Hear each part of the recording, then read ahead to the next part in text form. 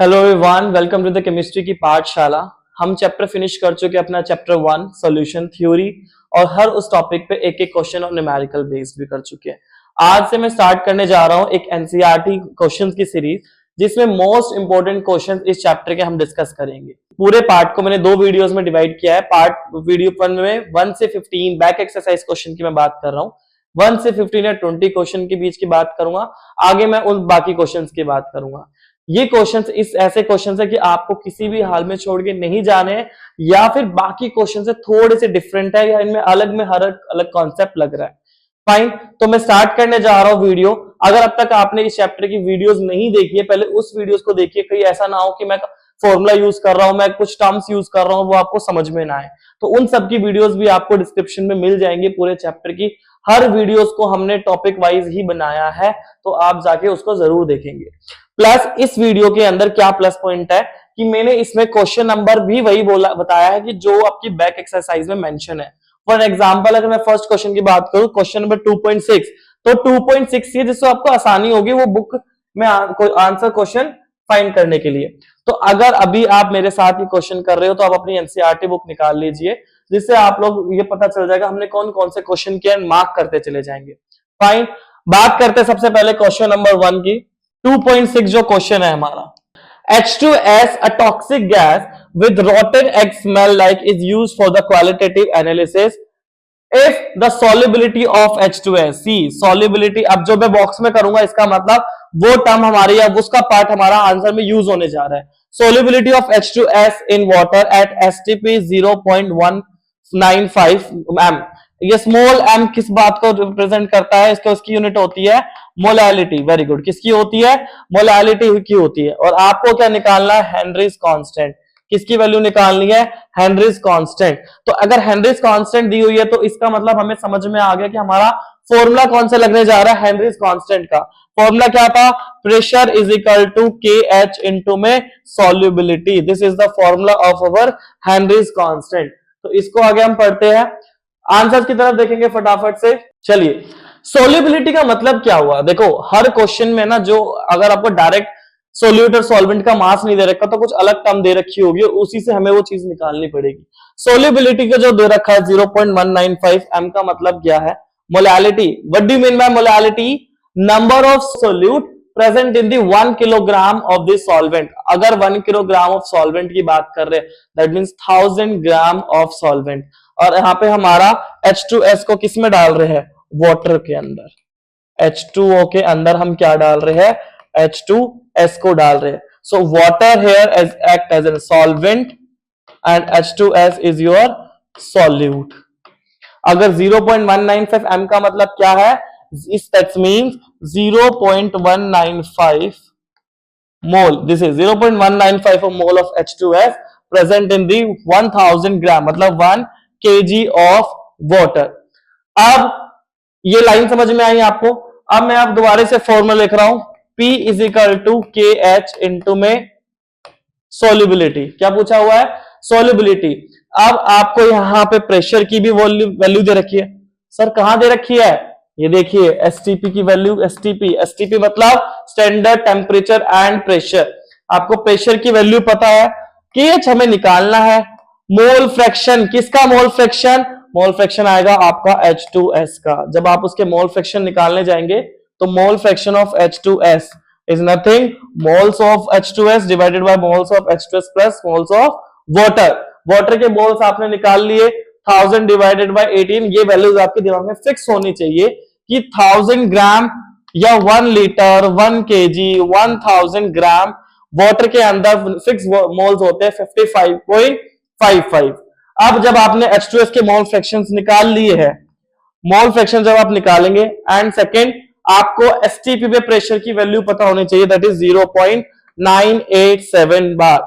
अगर आप बोर्ड के एग्जाम दे रहे हो तो बोर्ड में इसकी वैल्यू गिवन होगी, बट सेफ साइड आपको ये छोटी मोटी वैल्यूज आपको पता होनी चाहिए। बात करते हैं, अब हम लोगों ने क्या करा? हेनरीज लॉ का फॉर्मूला लगाया, P इज इक्वल टू के एच इंटू काई। प्रेशर की वैल्यू पता चल चुकी है 0.987 बार। आपने सोल्यूबिलिटी निकाल ली है। सोल्यूबिलिटी निकाल के आपने KH की वैल्यू निकाल देंगे, that is 282 bar. That is इतना सा आपका क्वेश्चन था। चलिए, नेक्स्ट क्वेश्चन की हम बात करते हैं, question number 8 2.8 the vapour pressure of pure liquids A and B. कौन से टाइप के लिक्विड्स बोले गए आपको? ए और बी के टाइप के लिक्विड्स दिए गए हैं और प्योर फॉर्म में बोला हुआ है। प्योर फॉर्म का मतलब है कि हमने उनको मिक्स नहीं किया हुआ है। इसका मतलब आपको पी नॉट की वैल्यू दे रखी है 450 mm of Hg and 700 mm of Hg at the 350 kelvin. थोड़ा सा इधर आएगा, 350 kelvin find out the composition of the liquid mixture if the total pressure is 600 mm। Composition का मतलब क्या है? कंपोजिशन का मतलब है वहां पे वो मोल्स की फ्रैक्शन की बात कर रहे हैं। कंपोजिशन मतलब एक तरीके की अमाउंट कंसंट्रेशन के बारे में बात कर रहे हैं। तो जब आपका इस तरीके का कॉन्सेप्ट आए कि जब हम दो प्योर लिक्विड्स को मिक्स कर रहे हैं किसी सॉल्यूशन के अंदर, फाइन, तो फॉर्मूला आपका क्या था? Pt is equal to Pa plus Pb। इसके बाद हमने वीडियो में भी बताया था, मैंने लास्ट जब हमने इस टॉपिक को पढ़ा था, Pt is equal to P nought 1 plus P nought chi 2 is equal to P nought 2 minus P nought 1। ये पढ़ा था हम लोगों ने। चलिए, वैल्यूज आपके सामने P नोट्स की वैल्यू गिवन है, आपने फॉर्मूला लगा दिया यहाँ पे। P नोट कहा गया, P total is equal to P nought A minus P nought B chi B plus P nought B। ये वैल्यू है, आपने वैल्यू रख दे दी है, सीधा काई A की वैल्यू आएगी। अगर जब काई A की वैल्यू आ जाती है, देखिए ये आपको यहाँ पे हम लोगों ने जानबूझ के करा के दिखाया है, जैसे आपको वीडियो से भी रिकैप हो जाए कि फॉर्मूला आया कैसे था। नहीं याद तो मैं दोबारा बता देता हूं, Pt is equal to Pa plus Pb। Fine, Pt is equal to, और हमें राउल्स लॉ ने क्या बताया था? Pa is equal to P nought A into chi A, Pb is equal to P nought B chi B। अब ये values रख देंगे, P nought A chi A plus P nought B chi B। Fine, P nought A की जगह पे आप रख सकते हैं 1 माइनस काई B, रख सकते हैं ना। हम एक B की जगह 1 माइनस काई A रख सकते थे, हमने अपने इसलिए फिक्स किया है यहाँ पे P nought B chi B। यहां से आप इसको इससे मल्टीप्लाई करेंगे और कॉमन लेंगे, फाइनल आपका फॉर्मूला ये निकल कर आएंगे। जब आप वैल्यूज रख देते हैं, वैल्यूज रखने के बाद आपका काई A की वैल्यू आएगी 0.4 और 2 मोल फ्रैक्शन का सम हमेशा कितना होता है? 1। जब आपके एक के मोल फ्रैक्शन आ चुके हैं तो काई B को सिंपली 1 से माइनस कर सकते हैं। यही आपसे पूछा हुआ था। प्लस और देखते हैं, और कुछ चीज पूछी हुई थी हम लोगों से यहाँ पे, बस find the composition in the vapour phase. Okay, find the composition solution. Solution का हम लोगों ने बता दिया, वेपर फेज का भी बात कर रहे हैं। वेपर फेज के लिए जब आप लोगों ने फॉर्मूला देखेंगे, YA P total divided by में PA, तो ये आपको निकालना है। P टोटल आपका निकल चुका है, P टोटल 600 ऑलरेडी गिवन है, बस आपको PA की वैल्यू चाहिए, और जो कि PA और PB की वैल्यू राउल्स लॉ से आप निकाल सकते हैं। वैल्यू डायरेक्ट फिक्स रखनी है आपको। फाइन, चलिए बात करते हैं नेक्स्ट क्वेश्चन की। Question number 9 question, vapour pressure of pure water at, pure water आपको दिया हुआ है, क्या दिया हुआ है? Pure water. प्योर वाटर मतलब अभी तक उसके अंदर कुछ भी हम लोगों ने मिक्स नहीं किया हुआ है। प्योर वाटर का जो वेपर प्रेशर है that is P not of H2O 23.8 mm Hg, ठीक है, 23.8। अब आप जब आपने वाटर लिया, इधर वाटर में आप डाल रहे हैं 50 ग्राम ऑफ यूरिया। यूरिया है यहाँ पे सोल्यूट की तरह काम कर रहा है। किसकी तरह काम कर रहा है? सोल्यूट। और 850 ग्राम ऑफ वाटर, आपको सॉल्वेंट का भी वेट दिया हुआ है। Calculate the vapour pressure of water of this solution and its relative lowering. कौन सी? पहली colligative property, relative lowering of vapour pressure. हाँ जी, relative lowering of vapour pressure क्या कहता है कि किसी भी सॉल्यूशन में आप या किसी सॉल्वेंट में जब सोल्यूट डालते हो तो जो सॉल्वेंट का वेपर प्रेशर है सॉल्यूशन में बनने के बाद वो वेपर प्रेशर डिक्रीज हो जाता है। तो यहां हमें ये तो समझ में आ चुका है इन्होंने, प्लस रिलेटिव लॉवरिंग हिंट भी दे दी है कि relative lowering of vapour pressure निकालना। सॉल्यूशन की बात करते हैं। अब आप देखोगे यहाँ पे मैंने कई जगह पे 1 लिया हुआ है, कई जगह पे 2 लिया हुआ है। ये क्या बात है? सी, ये मैंने आपको पढ़ाते वक्त भी बताया था कि जब भी हम सबसे पहले बीकर में कोई चीज डालते हैं वो सॉल्वेंट डालेंगे। क्या डालेंगे? सॉल्वेंट। और सॉल्वेंट को फर्स्ट नंबर पे डाला हुआ है, पहले नंबर पे डाल दिया हमने, तो उस 1 को हमने सॉल्वेंट बोला है। और बाद में हम सोल्यूट डाल रहे हैं, so we numbered at as a 2।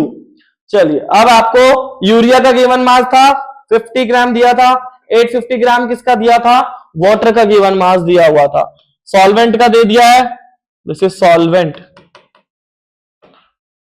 Solute, और इस केस में मुझे सोल्यूट पता है, सॉल्वेंट भी पता है, तो मैंने उनके मोलर मास भी आराम से निकाल ली है।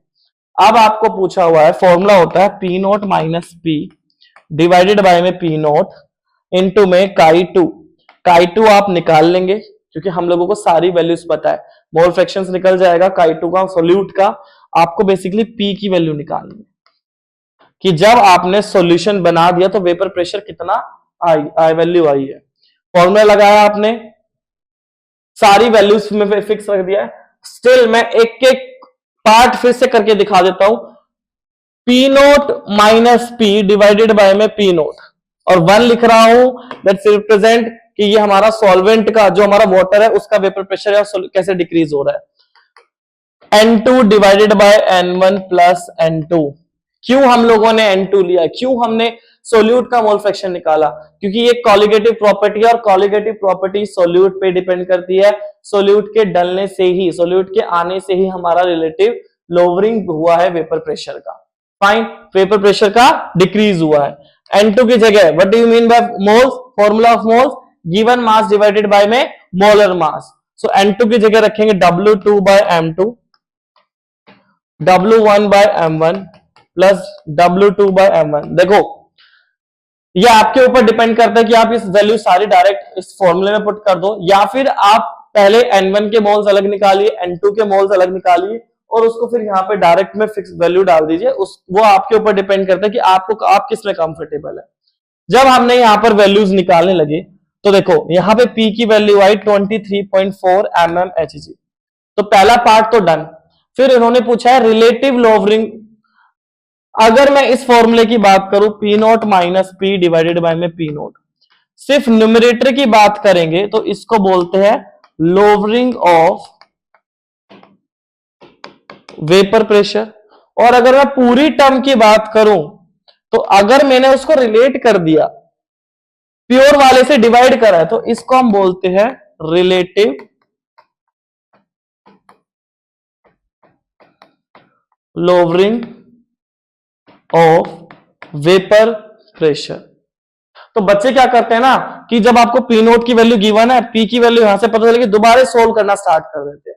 क्यों सोल्व करना, राइट साइड में हमारा जो वैल्यू आई थी वो इसी के तो बराबर है, बेसिकली 0.0173, वो इसी की तो value relative lowering of vapour pressure की। तो बस हमारा क्वेश्चन तो वहीं सोल्व हो गया था, हम डायरेक्ट लिख भी सकते थे, दोबारा सोल्व करने की जरूरत नहीं है हम लोगों को। फाइन, आया समझ में। चलिए move to the next question. Boiling point of water at 750 mmHg is 99.63 degree Celsius. How much sucrose is to be added, मतलब ये बोला हुआ है, आप लोगों ने यहाँ पे वाटर लिया हुआ है, how much sucrose is to be added, मतलब गिवन मास निकालिए सोल्यूट का कितना हम डाल रहे हैं।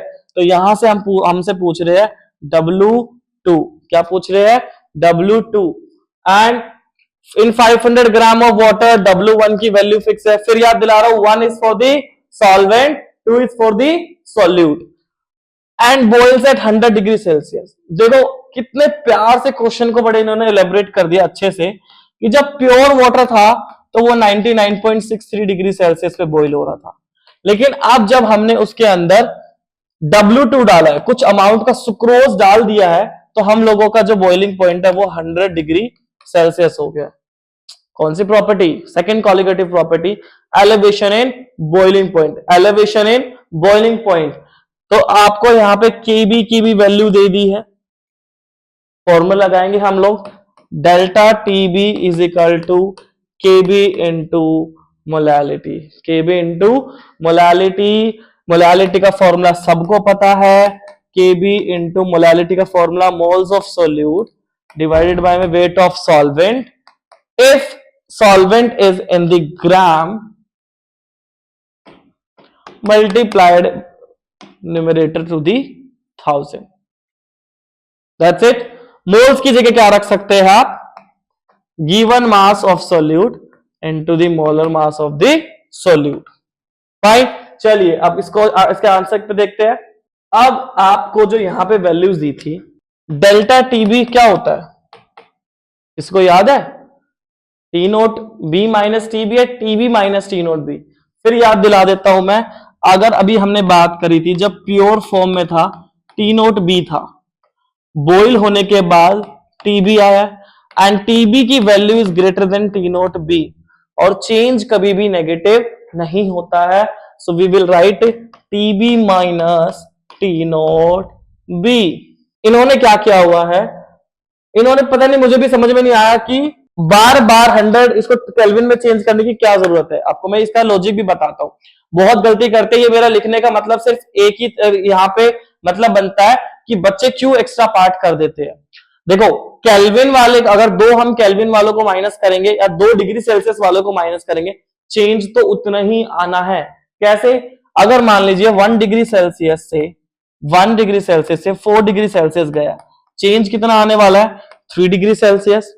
1 डिग्री सेल्सियस को अगर मैं करूंगा कन्वर्ट, 273 प्लस 1 274, 4 डिग्री सेल्सियस को करूंगा तो कितना आने वाला है? 277। फाइन, तो अगर जब मैं इसका माइनस निकालूंगा, चेंज निकालूंगा, तो ये भी 3 केल्विन आने वाला है ना। तो यहां पे मैंने एक्स्ट्रा इसलिए लिखा है समझाने के लिए कि तो आप 100 पहले दोनों को केल्विन में करो फिर चेंज करो, और अगर सिर्फ आप डिग्री सेल्सियस वाले को भी माइनस कर दोगे तो डेल्टा टीबी की वैल्यू आपकी सेम आने वाली है। फाइन, तो टीबी हम अगर आप 100 माइनस 99.63 भी कर सकते थे। फाइन, समझ में आया आप लोगों को? चलिए आगे मैं बात करता हूं। डेल्टा टीबी हमारा आ चुका है। केबी हमें गिवन है 1000। क्यों? क्योंकि 500 ग्राम दिया हुआ है। W2 मुझे निकालना है। मोलर मास की बात करता हूं। सुक्रोज क्या होता है? कई बच्चे ग्लूकोज का फॉर्मूला लिख के आ जाते हैं C6H12O11। नहीं, सुक्रोज मतलब शुगर होता है। ये कोई नहीं आपको बताने वाला बोर्ड में, या मोलर मास बोर्ड में तो दे देंगे, अगर जेई में नीट में आता तब आप क्या करेंगे? तो C12H22O11 मोलर मास आपका निकल के आ गया 342। बहुत इजी है, सिंपल कैलकुलेशन आप लोगों को करनी है। अब देखो भाई, कैलकुलेशन में तो मैं आपकी हेल्प नहीं कर सकता, प्लस कभी ऐसा भी होता है कि आप कैलकुलेशन को बहुत लंबी ले जाते हो, उसमें अगर आपको कोई भी डिफिकल्टी आती है तो मुझे जरूर बताना। हो सकता है मैं आपके लिए कुछ उसके लिए अपने वीडियोस बना के कैलकुलेशन को शॉर्ट कर सकते हैं।